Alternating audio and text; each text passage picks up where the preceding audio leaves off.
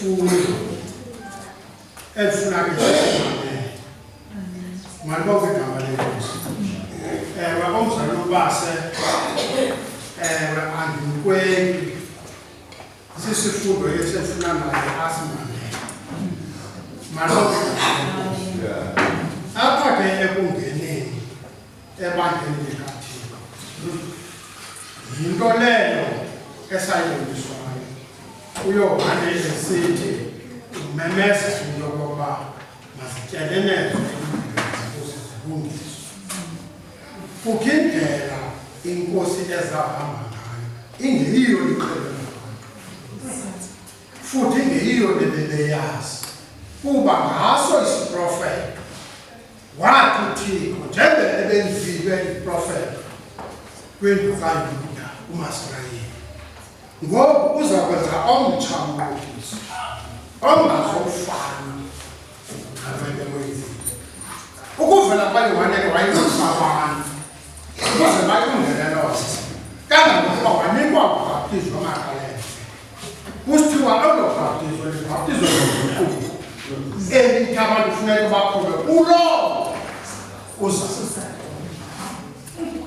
Malibonke igama lenkosi. Babelikiwe ikhona lokho bakholwe kulowo uzayo utsho ukuthi ke kuYesu Kristu. Malibonke igama lenkosi. Kodwa ekuhambeni apha yabona ke le nto kube bike yashukumisa kulo mhlangano upheleleyo. Ndifuna nje ngenza isifundo bayiqwalasele kakuhle abantu. Andifuni ke le nto kuthiwe kukho imfundiso yomlomo nemfundiso yobuciko ngenxa yabantu abaseludongwe endleleni abasezakade bakhuphuke babe zizitya zembeko ezifana nomniniso. Ngoba abanye ngamadoda amakhulu aseziphethe iindaba zikaThixo afuna ngumzekelo nasefundisa ame. Ndicela ndifundele ke kule nto apha kuMateyu chapter 3. Sifuna ukuyidibanisa ukwenzela ukuba sazi indlela enye esizayichaza ebantwini. Sizayichaza ke zonke izinto apha kuTestamente entsha kuthiwe masizenzele egameni lenkosi. Malibonke igama lenkosi. Chapter 3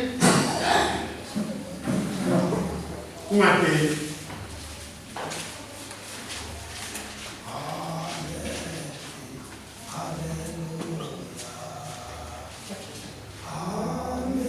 Hallelujah.